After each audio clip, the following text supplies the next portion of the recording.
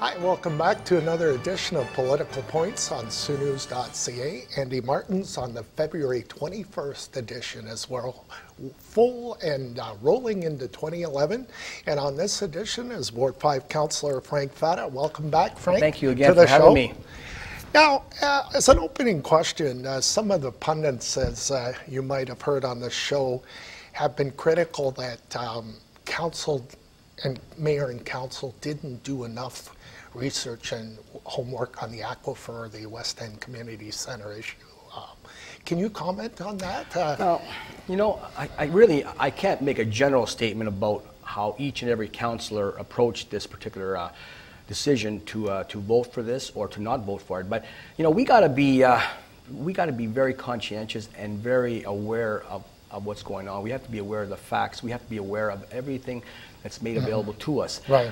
We have to rely on people that are in the know, people that have the expertise. You know, I can look over those things till I'm blue in the face, but we need the people that know that's their business. We need engineers. We need the people that are doing their due diligence, who know what they're doing, and we have to rely on that information. The mayor and council can't guess here. They have the experts are there for that reason. But if we're going to vote against it because you know, we're listening to one councillor or another councillor, we're looking at it from a very defensive point of view, we got to listen to the people that have the expertise, and this is what I believe was done here. And I know that I don't blame councillors like Councillor Manzo. I mean, he is what he is. He does. You know, do his homework in his own way, and you know, as a result, you know, we have to make a decision based on the information that we're getting, but also from who it's coming from, and we have to rely on those people. You're comfortable with the decision that was made? I probably would say that me personally, I'm cautiously comfortable. I mean, I'm going to be sitting back and really not being totally at ease and say, okay, everything should be fine. I'm going to be certainly watching it very carefully, as anybody else will be, and we have to believe that we've made the right decision. Can you take our viewers inside of what's going on with mayor and council and give us a flavor of what the key issues are going to be for the next 4 years? Well, you know, we're doing right now. We're doing the strategic plan. Where each one of us, you know, has been you know, asked a series of questions, which we have to rely on those questions, exactly what you're asking about, and we each put our input, and we've all done that individually, and we've all send that on to Malcolm White, the city clerk. So everybody voices their point of view, you know, where they feel that we should be going. I think for me personally, it's up to, like, say, myself and my ward mate, Councillor Bruni, to you know, come together, and then we will decide things that we feel we want to pursue, that we want to encourage. Bring to the table. Yes, of course. And I think that we're going to do whatever we can to make sure that things are moving ahead. Generally, I think everybody's on the same page when it comes to issues, you know, as you know. And right now, we're watching things closely, like what's going on with St. Mary's paper, and we're watching what's developing as long as Great Northern Road.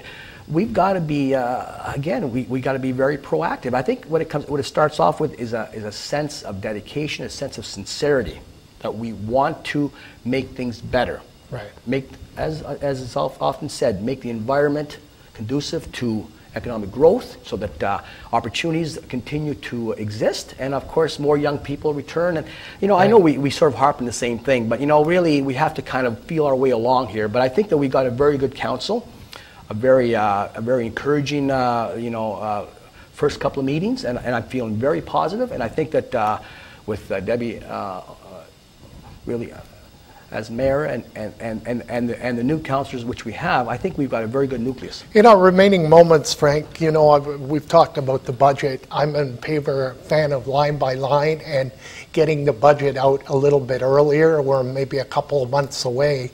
Your views on how the budget should be rolled out? I think Councillor Amoroso has made it pretty clear that she's looking for some change in this regard. I really believe that we've got to do our homework. I mean, perhaps some people would say certainly more than we've done in the past, where we tended to kind of run through it rather than walk through it. So I think we're going to have to be very, very cautious here and make sure that we do our homework and we do deal with this in a much more detailed fashion. So you're getting the fact that you're a fan of line by line versus the way it's been done in the past. At the door, people have said to me that one of their biggest concerns, if not their biggest concerns, is property taxes. So we have to respond to the people, and if we don't do that, then we're not doing them due justice. Great. Well, I appreciate you coming on the show again, Frank. And we'll have Mayor Amoroso on in a couple of weeks, and we'll put that question to her and see how she feels about it. And you've always been very accessible and talking to the public, and they know what your views and what you're all about. Continued good luck in the next 4 years. We'll have you on again. Appreciate it. That's Councillor Frank Fata of Ward 5. Thank him for showing up and on the show, is giving you, the viewer, his personal insight on what's going on with City Council. That's what this program's all about. I'm Andy Martins, and thank you for watching on Political Points. We'll have a special edition of Political Points coming up at the end of the month where Susan Hunter joins me. So stay tuned for that, and a surprise at the end of February. And we'll see you on Thursday. Take care.